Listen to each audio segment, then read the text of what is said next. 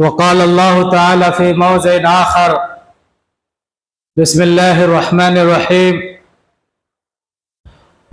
لو أنزلنا هذا القرآن على جبل لرأيته خاشعا متصدعا من خشية الله وتلك الأمثال نضربها للناس لعلهم يتفكرون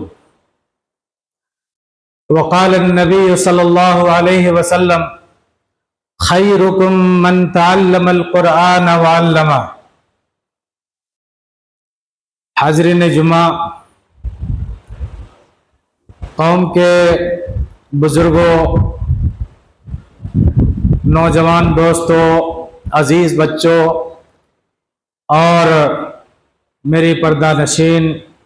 خواتین ملت اسلامیہ، قرآن کریم کی ایک آیت کریمہ کی میں نے آپ کے سامنے تلاوت کی ہے، اور رسول اکرم صلی اللہ علیہ وسلم کی ایک مشہور حدیث بھی میں نے آپ کے سامنے پڑھی ہے۔ انہی دونوں کی روشنی میں کچھ باتیں میں آپ کے سامنے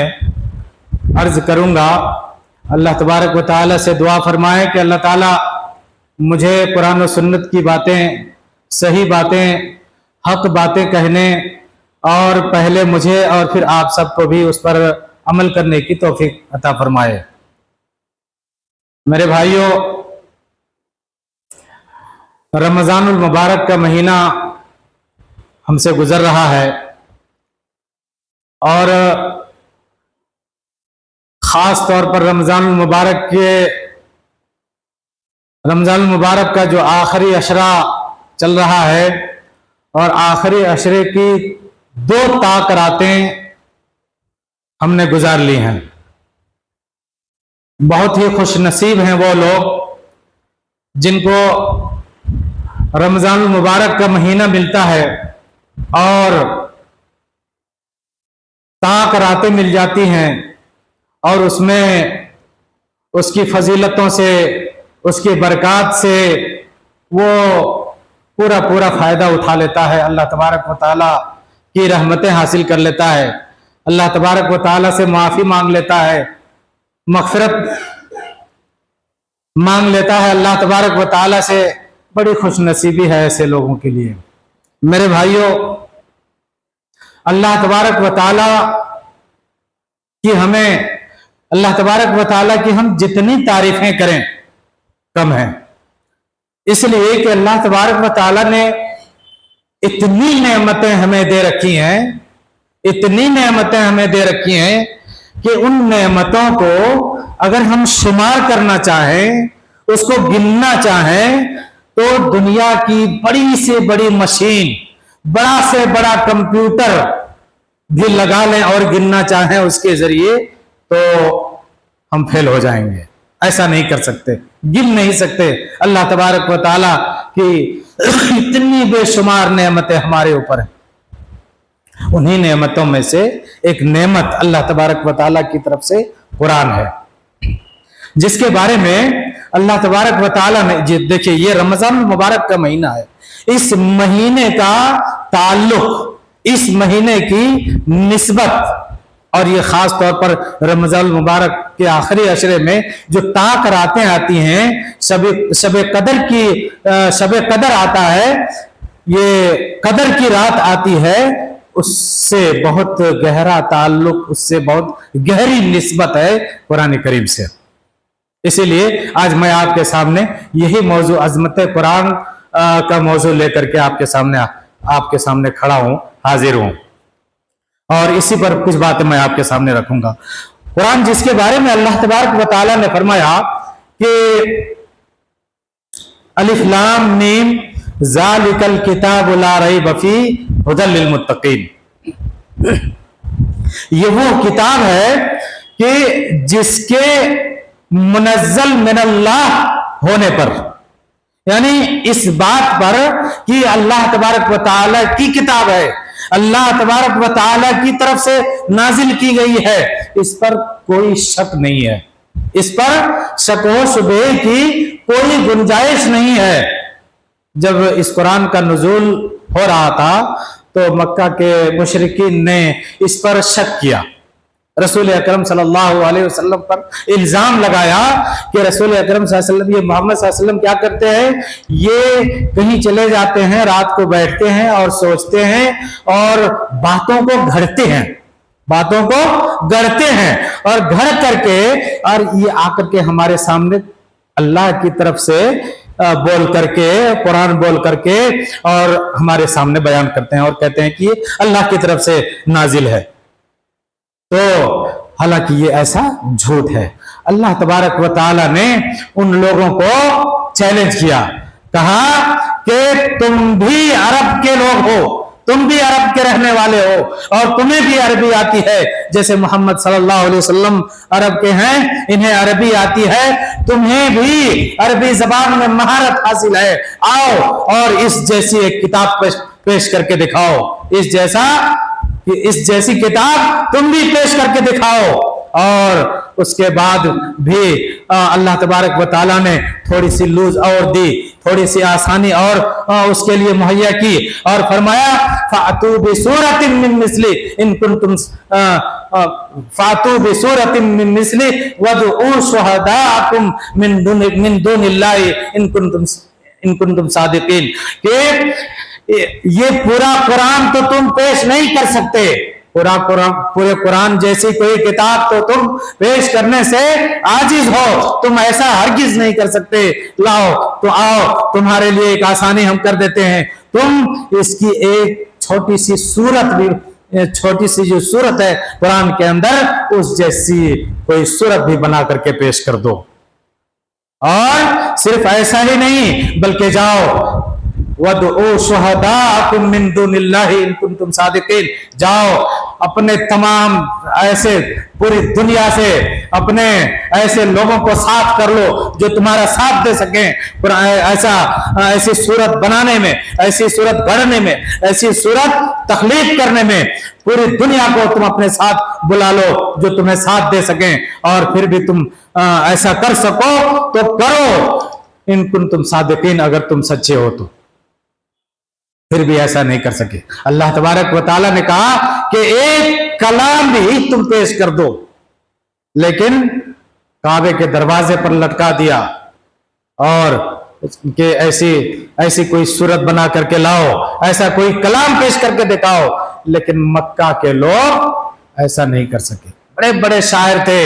عربی زبان کے بڑے بڑے ماہرین وہاں پر موجود تھے، اور بڑے بڑے ادیب، بڑے بڑے مہارت رکھنے والے، لیکن کوئی ایسا نہیں کر سکا۔ یہ وہ قرآن ہے۔ تو اس کے بارے میں اللہ تبارک و تعالیٰ نے کیا فرمایا کہ لا ریب فیہ، یہ منزل من اللہ پر، اس کے ہونے پر کوئی شک نہیں ہے۔ اور پھر اس کے بعد اللہ تبارک و تعالیٰ نے اس کا فائدہ بتلایا، اس کا فائدہ بتلایا ہدی للمتقین، یہ متقیوں کے لیے ہدایت کا ذریعہ ہے، ایسے لوگوں کے لیے جو اللہ سے ڈرتے ہوں، اللہ کے عذاب سے ڈرتے ہوں، اللہ کے خوف سے، اللہ کا خوف جس کے سینوں میں بستے ہوں، اور جو اللہ سے محبت بھی رکھتے ہوں، اور جس کو اللہ سے امیدیں ہیں، اللہ ایسے لوگوں کے لیے، متقیوں کے لیے یہ ہدایت کا ذریعہ ہے۔ دیکھیے یہاں پر تو اللہ تبارک و تعالیٰ نے کیا فرمایا، متقیوں کے لیے ہدایت کا ذریعہ ہے، متقیوں کے لیے خاص فرما دیا۔ اسی صورت میں آگے چل کر کے اللہ نے فرمایا ہدی للناس، یہ تمام انسانیت کے لیے ہدایت کا ذریعہ ہے، جو بھی چاہے آئے، قرآن کو پڑھے، اس کو سمجھے، اس پر عمل کرے اور ہدایت یاب ہو جائے۔ یہ وہ قرآن ہے۔ اسی کے بارے میں اللہ تبارک و تعالیٰ نے قرآن کریم میں فرمایا، جو آیت کریمہ میں نے شروع میں آپ کے سامنے پڑھی، اللہ تبارک و تعالیٰ فرماتا ہے کہ لو انزلنا هذا القرآن على جبل لرأيته خاشعا متصدعا من خشیت اللہ، کہ یہی قرآن، یہ دیکھیے یہ قرآن اللہ تبارک و تعالیٰ نے ایک انسان کے اوپر نازل فرمایا۔ رسول اکرم صلی اللہ علیہ وسلم ایک انسان تھے، آپ صلی اللہ علیہ وسلم کے اوپر اس قرآن کا نزول ہوا تو ایک انسان کے اوپر نازل کیا اللہ نے، اور انسانوں کی ہدایت کے لیے نازل کیا، انسانوں کے لیے، انسان کے اوپر نازل کیا، انسانوں کے لیے نازل کیا۔ اس کے بعد باوجود انسانوں کا حال یہ ہے، اس کا حال انسانوں کا حال یہ ہے کہ قرآن ہی کی وجہ سے لوگ اسلام سے دشمنی کرتے ہیں اور قرآن سے دشمنی کرتے ہیں، اور پھر صرف ان لوگوں کی بات تو چھوڑ دیجئے آپ جو اسلام دشمن ہے، جو قرآن کے دشمن ہیں، یہ مسلمانوں میں آج حال یہ ہے کہ قرآن سے دوری اختیار کیے ہوئے ہیں۔ موبائل سارا وقت موبائل دیکھ کر کے اپنا سارا وقت اسی پر خرچ کر دیتے ہیں، اور بہت کم لوگوں کو توفیق ملتی ہے کہ وہ قرآن کو پڑھیں، اس کو سمجھیں، اپنی عملی زندگی میں اس کو نافذ کریں، اس پر عمل کریں اور ہدایت یاب ہو جائیں، اللہ سے محبت کریں، اللہ کی منچاہی زندگی اپنی گزاریں، اللہ کی خواہش کے مطابق اپنی زندگی کو گزاریں، اللہ کو راضی کر سکیں قرآن پر عمل کر کے۔ لیکن ایسا بہت کم لوگ ہیں، اکثریت ایسے لوگوں کی ہے، یا اکثر لوگ ایسے ہیں جو ہمارے بھائی ہم ایسے ہیں کہ قرآن سے ہماری دوری ہو رہی ہے، قرآن سے ہم بہت دور کھڑے ہیں، قرآن کے تعلق سے ہمارے اوپر جو ذمہ داریاں ہیں ان ذمہ داریوں سے بھی ہم دور بھاگتے ہوئے نظر آتے ہیں۔ میرے بھائیوں، قرآن اللہ تبارک و تعالیٰ نے فرمایا کہ یہی قرآن اگر ہم نے کسی پہاڑ کے اوپر نازل کیا ہوتا، یہی قرآن اگر ہم نے کسی پہاڑ کے اوپر نازل کیا ہوتا تو تم دیکھتے کہ اللہ تبارک و تعالیٰ کے خوف سے اور قرآن کے نزول کے بعد اس کے اوپر جو ذمہ داریاں عائد ہوتی، ان ذمہ داریوں کی عدم ادائیگی کی صورت میں جو اللہ تبارک و تعالیٰ کا خوف ہوتا، یا اللہ تبارک و تعالیٰ کے عذاب کے خوف سے اس کے اندر یہ حالت طاری ہوتی کہ وہ پھٹ کر ریزہ ریزہ ہو جاتا اور زمین بوس ہو جاتا۔ اور اللہ تبارک و تعالیٰ فرماتا ہے کہ وَتِلْكَ الْأَمْثَالُ نَضْرِبُهَا لِلنَّاسِ لَعَلَّهُمْ يَتَفَكَّرُونَ۔ یہ مثالیں ہم اس لیے بیان کرتے ہیں تاکہ لوگوں کے اندر غور و فکر کا مادہ پیدا ہو، لوگ غور و فکر کریں، سوچیں اپنی زندگی کو کس طرح سے معنی دار زندگی بنائیں، بے معنی زندگی جو ہم گزار رہے ہیں، اور اس طرح سے اپنی قرآن کے تعلق سے ہمارے اندر ذمہ داریوں کا احساس پیدا ہو۔ میرے بھائیوں، جب اس قرآن کا نزول ہوا تو شروع میں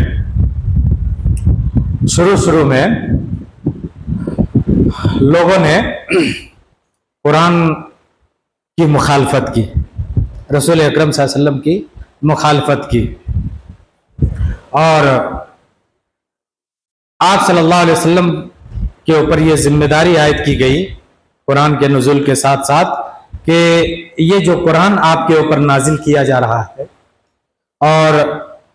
یہ قرآن کا جو پیغام ہے، قرآن کی جو دعوت ہے، یہ آپ کو اپنے تک محدود نہیں رکھنا ہے، بلکہ اس کو دوسروں تک پہنچانا یہ آپ کی ذمہ داری ہے۔ اور وہ قرآن کا وہ حصہ جو مکے میں نازل ہوا، اس کو آپ پڑھیں گے غور سے تو آپ کو پتا چلے گا کہ اللہ تبارک و تعالیٰ نے خبردار بھی کیا، تنبیہ بھی کی کہ ایسا ہو سکتا ہے کہ جب آپ اس قرآن کو، قرآن کی دعوت کو، قرآن کے پیغام کو آپ جب دوسروں تک پہنچانا شروع کریں گے، پہنچائیں گے، لوگوں تک پھیلائیں گے، تو ہو سکتا ہے کہ لوگ آپ سے دشمنی کریں، ہو سکتا ہے لوگ آپ سے دشمنی کریں گے، آپ کے راستے پر کانٹے بچھائے جا سکتے ہیں، آپ کے اوپر پتھر برسایا جا سکتا ہے، آپ کا سوشل بائیکاٹ ہو سکتا ہے، آپ کو، آپ کے ساتھیوں کو پریشان کیا جا سکتا ہے، مارا جا سکتا ہے، اور ہر طرح کی پریشانیوں کا آپ کو سامنا کرنا پڑ سکتا ہے۔ آپ کو پھر بھی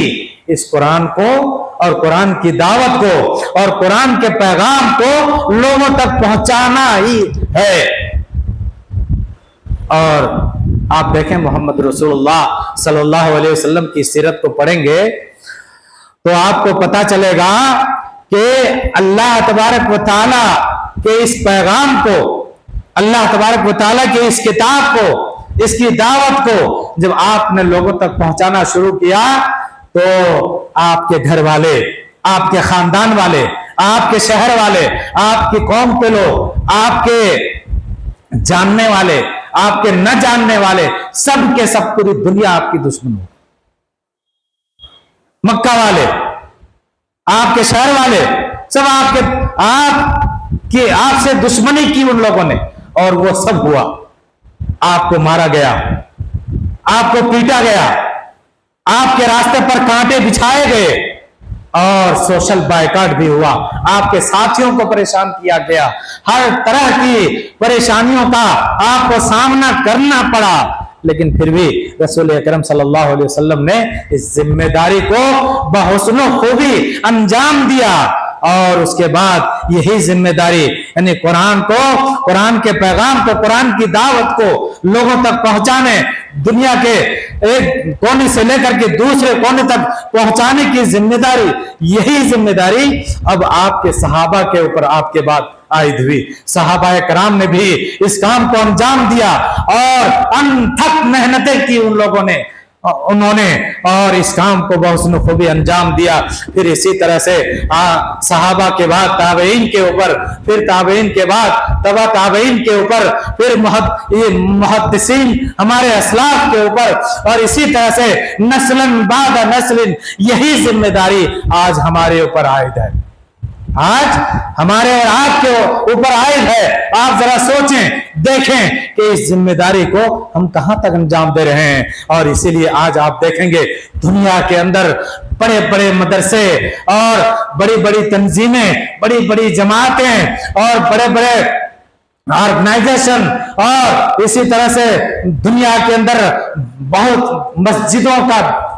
لا تعداد مسجدیں، اور ان مسجدوں میں ہر وقت کئی وقت قرآن کا درس ہونا، قرآن کو لوگوں کو سمجھانا، اور دنیا میں بڑا بڑا پریس، اور ان پریسوں سے قرآن کی بے پناہ کاپیاں اور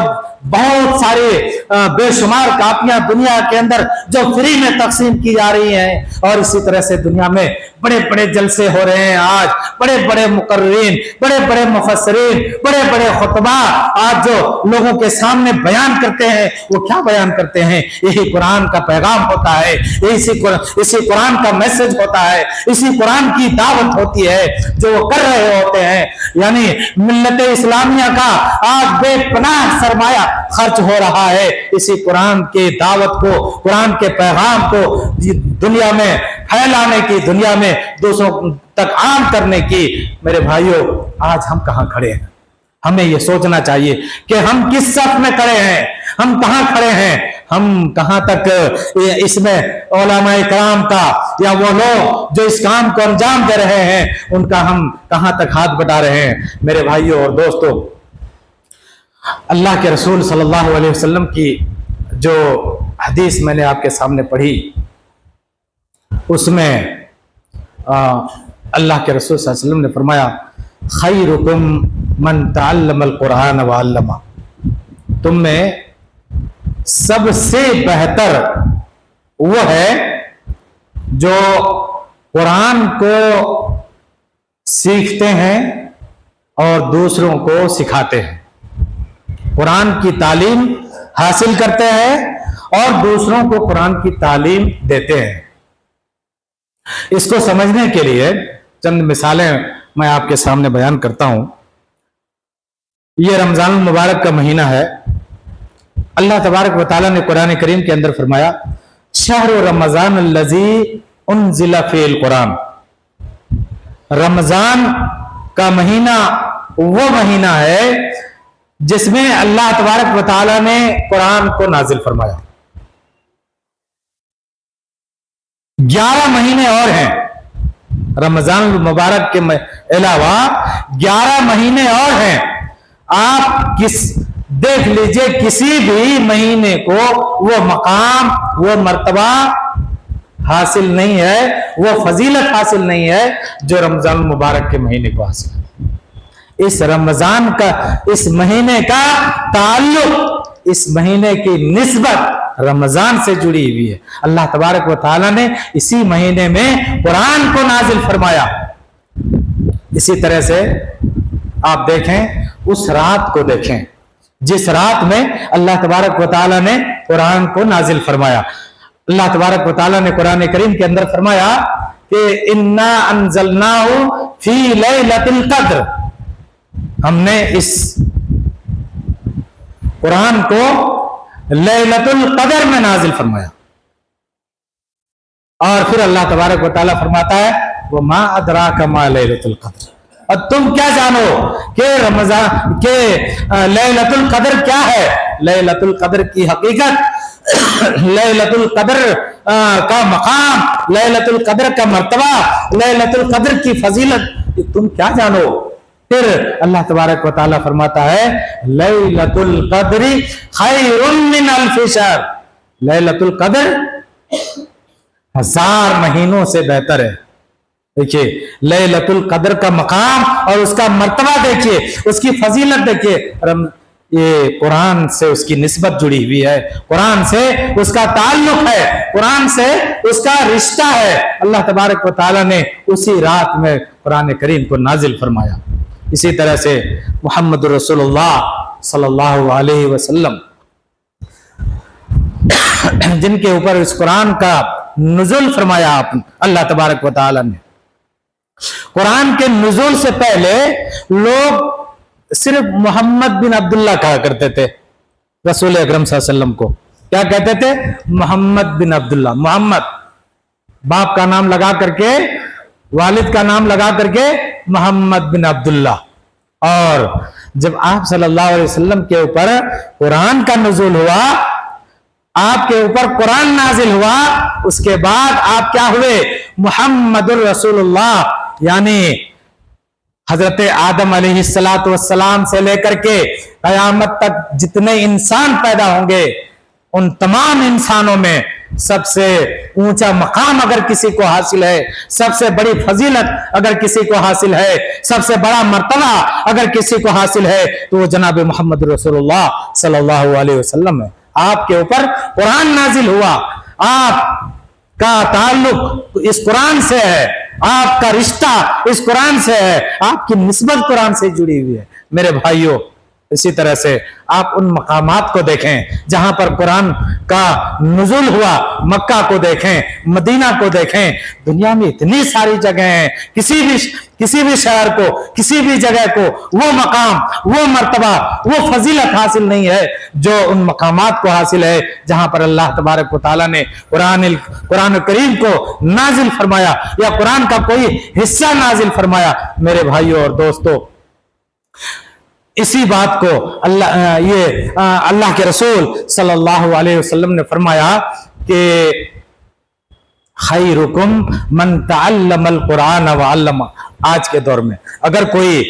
اپنا مقام، اپنی فضیلت، اپنا مرتبہ بلند کرنا چاہتا ہے، اونچا کرنا چاہتا ہے، بڑھانا چاہتا ہے اللہ تبارک و تعالیٰ کے نزدیک، تو وہ کیا کرے؟ وہ یہ کرے کہ قرآن سے اپنا رشتہ جوڑ لے، قرآن سے اپنی نسبت جوڑ لے، قرآن سے اپنا تعلق جوڑ لے، تو اللہ تبارک و تعالیٰ کے نزدیک اس کا مقام، اس کا مرتبہ اور اس کی فضیلت دنیا کے دوسرے لوگوں سے وہ زیادہ ہو جائے گا، بڑھ جائے گا. وہ کیا کرے کہ وہ قرآن کو پڑھے، قرآن کی تعلیم حاصل کرے اور اس پر عمل کرے اور پھر دوسروں کو اس کی تعلیم دے. میرے بھائیوں، اللہ کے رسول صلی اللہ علیہ وسلم کیا کرتے؟ آج ہمارے اوپر قرآن کا اثر نہیں ہوتا، قرآن کا اثر نہیں ہوتا. قرآن ہم سنتے ہیں بڑے بڑے جلسوں میں، مقررین سے سنتے ہیں، خطبہ سے سنتے ہیں، مفسرین سے سنتے ہیں، بڑی بڑی تقریریں سن جاتے ہیں، لیکن سننے سے پہلے جیسے تھے پھر بعد میں بھی ویسے ہی رہ جاتے، فرق نہیں پڑتا، اثر ہی نہیں ہوتا. شروع میں کیا تھا؟ ہمیں توفیق مانگنا چاہیے اللہ سے کہ قرآن کو ہمارے دلوں کے اندر اللہ تبارک و تعالیٰ جذب فرما دے، اس کا اثر ہمارے دلوں میں پیدا فرمائے. شروع میں کیا ہوتا تھا، اللہ کے رسول صلی اللہ علیہ وسلم کا طریقہ تھا کہ جب باہر سے لوگ آتے حج کرنے کے لیے مکہ میں، اس دور میں بھی حج ہوتا تھا، لوگ خانہ کعبہ طواف کرنے کے لیے اور زیارت کرنے کے لیے دور دور سے لوگ آتے تھے، غیر مسلم لوگ، مشرکین بھی. تو ان کا کہیں پڑاؤ ہوتا تھا، ان کے خیمے ہوتے تھے، تو اللہ کے نبی صلی اللہ علیہ وسلم ان کے خیموں میں جاتے، ان کی محفلوں میں جاتے، یا کوئی اکیلے ہوتا تو ان کے پاس جاتے اور جا کر کے ان کو کیا کرتے، قرآن کی آیتیں سناتے. قرآن پڑھ کر کے ان کو سناتے، اور اس کا اثر یہ ہوتا کہ وہ اللہ کے ڈر سے کانپ اٹھتا تھا، اللہ کے ڈر سے وہ کانپ اٹھتا تھا، اور کپکپی اس کے اندر طاری ہو جاتی اور وہ اسلام قبول کر لیتا، اللہ کی پناہ میں آ جاتا. ہم قرآن سنتے ہیں، اثر ہی نہیں ہوتا، اللہ کا ڈر ہی پیدا نہیں ہوتا ہمارے اندر. اور اسی طرح سے واقعہ آپ نے بار بار سنا ہوگا، حضرت عمر فاروق رضی اللہ تعالیٰ عنہ اسلام کیسے لائے؟ رسول اکرم صلی اللہ علیہ وسلم کو قتل کرنے کے لیے نکلے گھر سے، رسول اکرم صلی اللہ علیہ وسلم کو قتل کرنے کے لیے گھر سے نکلے، انتہائی نفرت کے ساتھ کہ یہ محمد آ کر کے اپنا کون سا دین پھیلا رہا ہے، کون سا طریقہ پھیلا رہا ہے، اور ہمارے باپ دادا کے دین کو مٹا رہا ہے، چلیں اس کی کہانی ختم کرتے ہیں. اور ننگی تلوار لے کر کے وہ نکلتے ہیں رسول اکرم صلی اللہ علیہ وسلم کو قتل کرنے کے لیے. راستے میں پتہ چلتا ہے کہ بہن اور بہنوئی دونوں مسلمان ہو چکے ہیں. اب وہ غصہ مزید بڑھا، وہ غصہ، وہ نفرت مزید بڑھی اور رخ بدل دیا، چلے گئے بہن کے گھر اور جا کر کے دستک دی، دروازہ بند کر کے وہ قرآن کی تلاوت کر رہے تھے. بہن اور بہنوئی قرآن کی تلاوت کر رہے تھے، وہ دستک دی، ان کو پتا چلا تو وہ ڈر گئے کہ اب کیا کریں. پھر کھولا، جب دروازہ کھولا تو سعید کے اوپر جو حضرت عمر کے بہنوئی ہیں، سعید کے اوپر ٹوٹ پڑے اور مارنے لگے. جب بہن نے بچانے کی کوشش کی تو بہن کو بھی مارا، بہن کو بھی پیٹنے لگے. تو بہن نے کہا کہ عمر بھائی، میں بھی آپ ہی کی بہن ہوں، سن لیجئے، جو دین ہم نے اختیار کر لیا ہے، جس کتاب کی تلاوت ہم کر رہے تھے، جو راستہ ہم نے اختیار کر لیا ہے، جو ہدایت ہمیں ملی ہے، وہ ہم چھوڑ نہیں سکتے. چاہے ہمیں آپ لہو لہان کرو یا ہمارے ساتھ جیسا سلوک کرو، ہم اس دین کو چھوڑ نہیں سکتے. عمر نے سوچا کہ یہ میری وہ بہن جو میرے سامنے نظر اٹھا کر کے نظر نہیں اٹھاتی تھی، نظر ملا کر بات نہیں کر سکتی تھی، اس کے اندر وہ طاقت، وہ قوت کہاں سے آئی کہ مجھ سے آج آنکھوں سے آنکھیں ملا کر کے بات کر رہی ہے اور اس دین کی حقانیت پر ڈٹی ہوئی ہے، اور اپنے باپ دادا کے دین کو چھوڑ کر کے اس دین پر ڈٹی ہوئی ہے، اور میری مخالفت کو تیار ہے، میری مخالفت کر رہی ہے. اور حضرت عمر نے کہا کہ اچھا بتاؤ، وہ کون سی کتاب ہے، وہ کون سا کلام ہے جو تم پڑھ رہی تھی، جو تم لوگ پڑھ رہے تھے؟ حضرت ان کی بہن نے کہا کہ جائیے، آپ ایسے نہیں سن سکتے، آپ ایسے اس کو پڑھ نہیں سکتے، آپ ایسے اس کو دیکھ نہیں سکتے، آپ پاک و صاف ہو کر کے آؤ، پھر ہم آپ کو سناتے ہیں، آپ کو دکھاتے ہیں، آپ کو پڑھاتے ہیں. پھر حضرت عمر رضی اللہ تعالیٰ عنہ جاتے ہیں، پاک صاف ہو کر کے آتے ہیں، نہا کر کے آتے ہیں اور ان کے سامنے پیش ہوتے ہیں، اللہ تبارک و تعالیٰ کی اس کتاب کی برکت کو دیکھیے، اس کا اثر دیکھیے کیسا ہوتا ہے۔ نوبت یہ آتی ہے کہ حضرت سعید اور ان کی بیوی حضرت عمر کی بہن نے ان کے سامنے قرآن کو پڑھا، چند آیتوں کو پڑھا۔ کتنا پڑھا؟ کیا پڑھا؟ اسی قرآن کی چند آیتوں کو پڑھا۔ اثر یہ ہوا کہ وہی حضرت عمر رضی اللہ تعالیٰ عنہ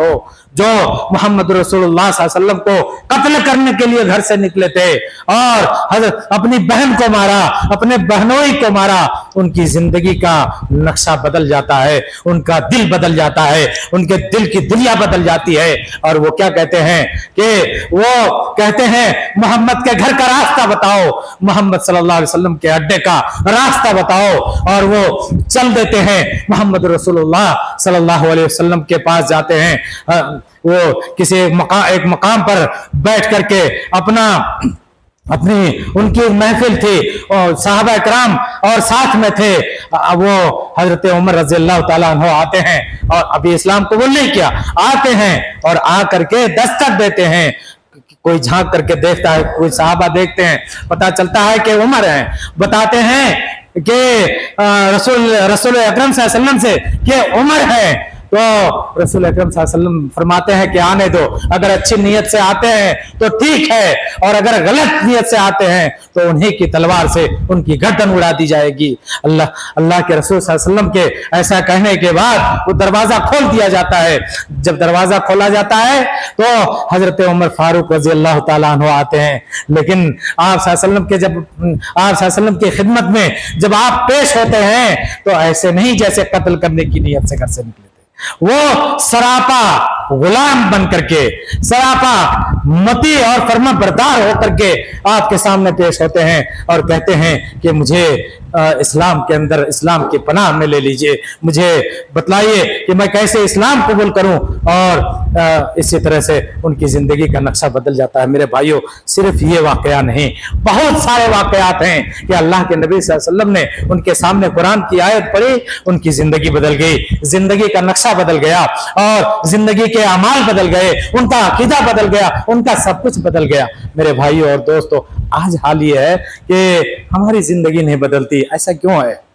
ایسا یہ ہے کہ ہمارا دل اس کے لیے تیار نہیں ہے۔ ہم لوگوں کو چاہیے کہ اپنا دل اور دماغ اس قرآن کے لیے، قرآن کی ہدایت کے لیے تیار کریں۔ اللہ تبارک و تعالیٰ سے دعا کریں کہ اللہ تعالیٰ قرآن اور قرآن کے پیغام کو اور قرآن کی دعوت کو اور قرآن میں جس عمل کی دعوت دی گئی ہے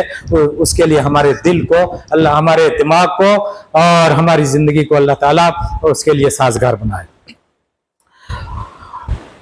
آخر میں اللہ تبارک و تعالیٰ سے دعا ہے کہ اللہ تعالیٰ ہمیں قرآن کو سمجھنے، قرآن کو پڑھنے، اس کو سمجھنے اور اس پر عمل کرنے کی توفیق عطا فرمائے، آمین۔ وآخر دعوانا ان الحمدللہ رب العالمین۔ محترم بھائیو، میں سلفی نگر، ضلع کریم نگر تلنگانہ سے، جو آپ کے پڑوسی اسٹیٹ میں ہے، وہاں سے آیا ہوں،